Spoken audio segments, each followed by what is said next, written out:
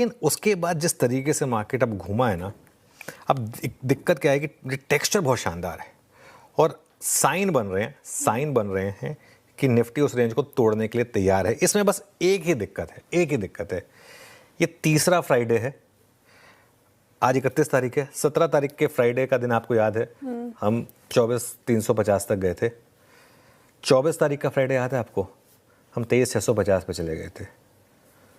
Who knows, आज market के पास अभी भी इस रेंज को तोड़ने के अगर ट्रिगर ना हो, हु नोज अगले हफ्ते हम वापस 23,800 पर आ जाएं।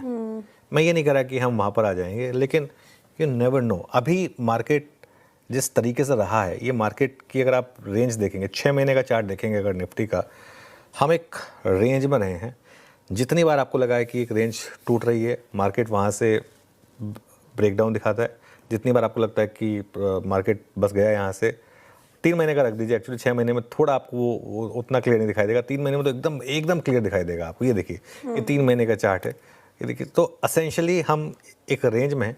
अब अगर ये रेंज टूटे और उसके बाद आप ऊपर निकलें तो अगले हफ्ते शायद 24,800 का रास्ता खुले, लेकिन फेल होने का जोन यही है निफ्टी का, प्रॉफिट बुकिंग का और कोलैप्स होने का जोन यही है निफ्टी पर भी, और यही है बैंक निफ्टी पर भी। तो ऐसे में मैं हमेशा एक चीज़ पूछता हूँ कि आप वीकेंड पे पोजीशन लेके जाने की हिम्मत करेंगे क्या? अगर मैं मार्केट पार्टिसिपेंट होता तो मैं तो नहीं करता, लेकिन सबकी अपनी अपनी अलग थ्योरी होती है ना। तो वीकेंड पर आप निफ्टी या बैंक निफ्टी का लॉन्ग इस लेवल पे लेके जाना चाहते हैं, उसमें एक रिस्क है मेरे ख्याल से। काफ़ी कुछ बैंक निफ्टी के ऊपर डिपेंड करता है, क्योंकि बैंक निफ्टी वापस उस कंजेशन जोन में आ चुका है। आप बैंक निफ्टी का अगर 2 हफ्ते का चार्ट देखेंगे, जितनी बार आप 57,400 से 57,500 के बीच में आए हैं, उतनी बार बैंक निफ्टी वहाँ से कोलैप्स हुआ है। और इसीलिए इस जोन की इंपॉर्टेंस है। ये 200 डे मूविंग एवरेज है।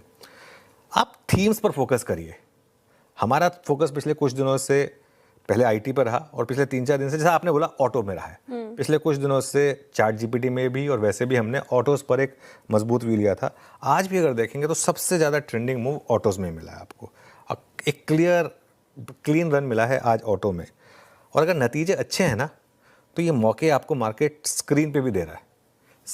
अब मैं आपको 2 एग्जांपल देता हूँ, बजाज फाइनेंस और Hyundai। दोनों के नंबर जब हम कल ये शो कर रहे थे तब आए थे। दोनों के नंबर्स बिटवीन 3 और 330 आए थे। मार्केट ने आपको दोनों के केस में भरपूर मौका दिया एंट्री करने का, क्योंकि प्राइमा फेसी दोनों के नंबर्स अच्छे लग रहे थे। और आज सुबह देखिए, दोनों 8 से 10% भागे। दोनों बाई चांस की बात है कि आज हमारे पहले 2 बिग स्टॉक्स थे। किस्मत अच्छी थी आज हमारी कि वो उस तरीके से रहा, जो हमने 2 चुने वही सबसे ज़्यादा चल गए। लेकिन पॉइंट ये है कि मार्केट आपको मौके दे रहा है ना। निफ्टी पर जहाँ तक लेवल्स की बात है, रेजिस्टेंस है आपका 24,400, 450, 24,500 का जोन बेसिकली, और सपोर्ट रहेगा आपका 24,300 से 24,350 का। आप बैंक निफ्टी की जहाँ तक बात है, बैंक निफ्टी में वही 200 डे मूविंग एवरेज, उसके आसपास रेजिस्टेंस है आपकी 57,400 से 57,600, और ये बड़ी रेजिस्टेंस है।